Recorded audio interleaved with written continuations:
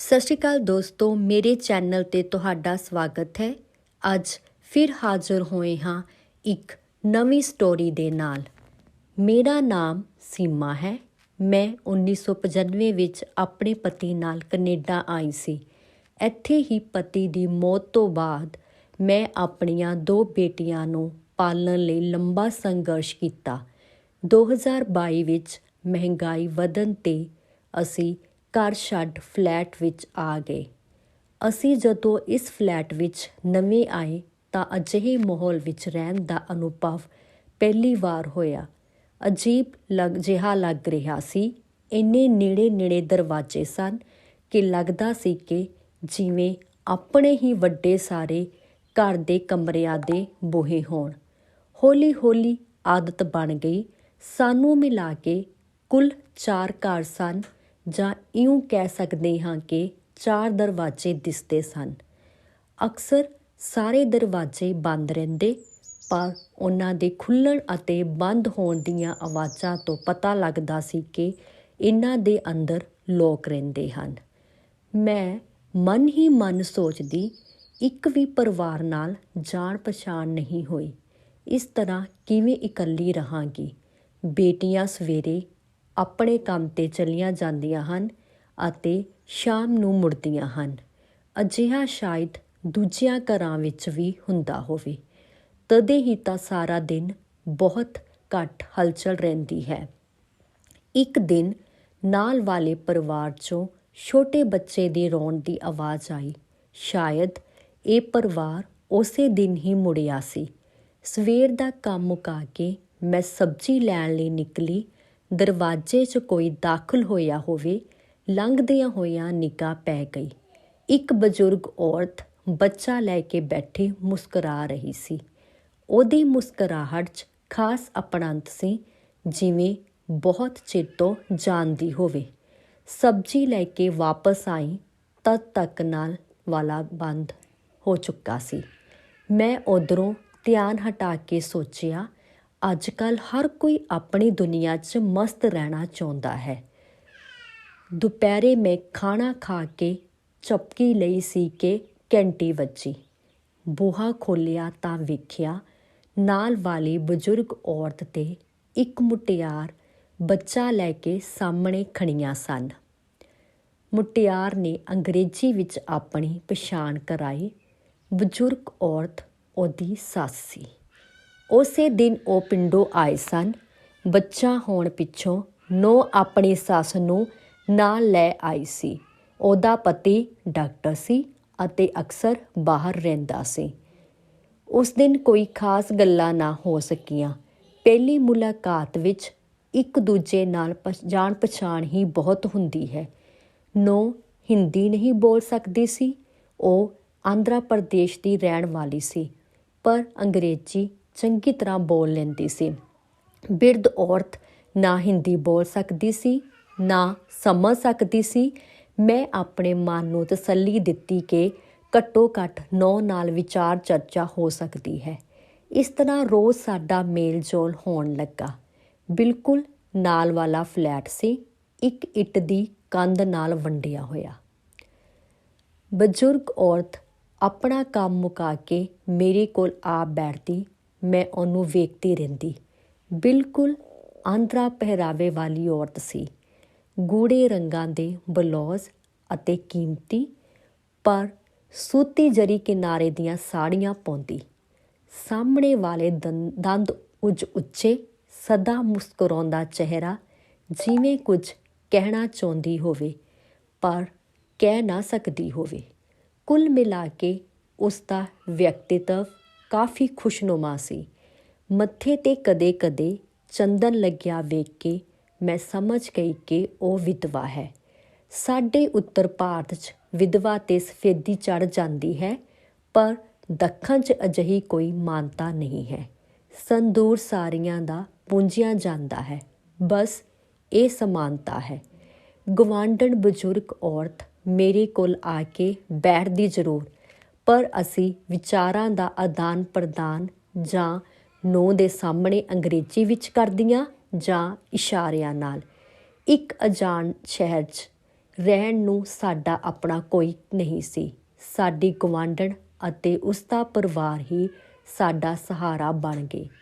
ਭਾਸ਼ਾ, ਪ੍ਰਾਂਤ ਤੇ ਰੀਤੀ ਰਿਵਾਜਾਂ ਦੇ ਵਖਰੇਵੇਂ ਵੀ ਸਾਡੇ ਵਿਚਕਾਰ ਦੀਵਾਰ ਨਾ ਬਣ ਸਕੇ, ਪਰ ਇਸ ਤੋਂ ਇਲਾਵਾ ਕੋਈ ਅਜਿਹੀ ਸਮਾਨਤਾ ਵੀ ਸੀ ਜਿਸ ਨੇ ਸਾਨੂੰ ਇੱਕ ਦੂਜੇ ਦੇ ਦੁੱਖ ਸੁੱਖ ਦਾ ਸਾਂਝੀਦਾਰ ਬਣਾਈ ਰੱਖਿਆ। ਆਖਿਰ ਕੀ ਸੀ ਇਹ ਸਮਾਨਤਾ ਜੋ ਹਰ ਸੀਮਾ ਤੋਂ ਪਰੇ ਸੀ? ਇੱਕ ਦਿਨ ਮੇਰੇ ਕੋਲ ਬੈਠੀ ਸੀ, ਪਤਾ ਨਹੀਂ ਉਹਨੂੰ ਕੀ ਸੁੱਝਿਆ ਜੋ ਇੱਕਦਮ ਉੱਠ ਕੇ ਮੇਰੇ ਪਤੀ ਦੀ ਫੋਟੋ ਕੋਲ ਜਾ ਖੜੀ ਹੋਈ। ਤਸਵੀਰ ਨੂੰ ਨੀਝ ਨਾਲ ਲਾ ਕੇ ਵੇਖਦੇ ਰਹੀ। ਫਿਰ ਅਚਾਨਕ ਉਹਦੀਆਂ ਅੱਖਾਂ ਵਿੱਚੋਂ ਵਹਿ ਤੁਰੇ ਹੰਝੂ ਮੈਂ ਵੀ ਖੁਦ ਨੂੰ ਰੋਕ ਨਾ ਸਕੀ। ਅਣਜਾਣੇ ਵਿੱਚ ਹੀ ਉਹ ਤੇਲਗੂ 'ਚ ਕੁਛ ਬੋਲਦੀ ਰਹੀ। ਮੈਨੂੰ ਤੇਲਗੂ ਥੋੜ੍ਹੀ ਸਮਝ ਆ ਜਾਂਦੀ ਸੀ। ਉਹ ਕਹਿ ਰਹੀ ਸੀ, ਇੰਨੀ ਛੋਟੀ ਉਮਰ ਸੀ ਤੇਰੇ ਪਤੀ ਦੀ ਮੌਤ ਹੋਣੀ ਨੂੰ ਕੌਣ ਟਾਲ ਸਕਦਾ ਹੈ। ਅਸੀਂ ਦੋਵੇਂ ਥੋੜ੍ਹਾ ਸ਼ਾਂਤ ਹੋਈਆਂ ਹੀ ਸੀ ਕਿ ਨੂੰਹ ਆ ਗਈ।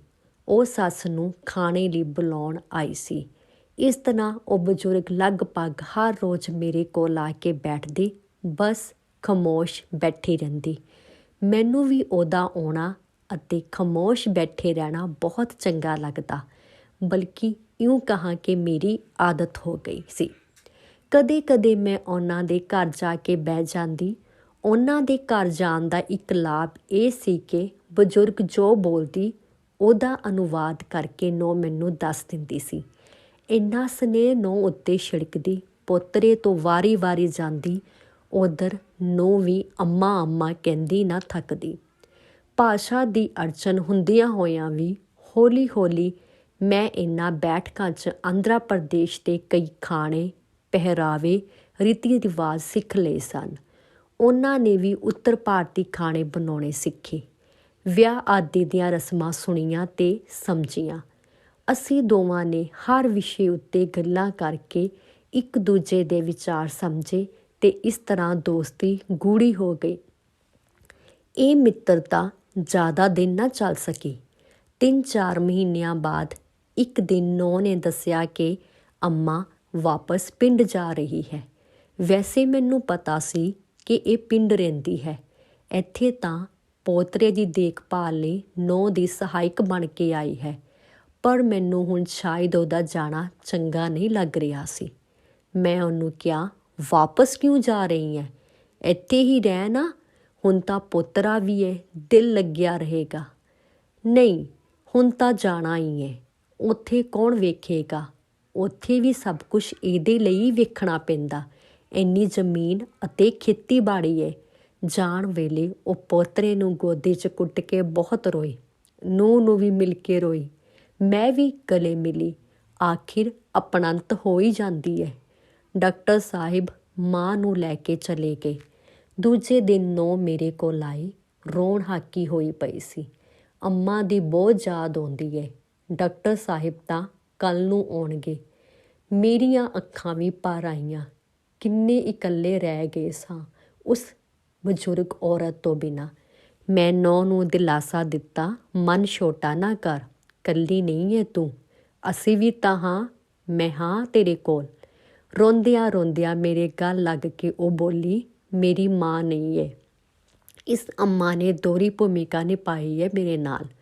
ਹੁਣ ਮੈਨੂੰ ਕਹਿ ਗਈ ਹੈ, ਤੇਰੀ ਗੁਆਂਢਣ ਮੇਰੀ ਭੈਣ ਹੈ, ਉਹਨੂੰ ਮੇਰੀ ਥਾਂ ਹੀ ਸਮਝਣਾ। ਉਹਦੀ ਤੀਜੀ ਬੇਟੀ ਹੋ ਜਾਏਗੀ ਤੂੰ।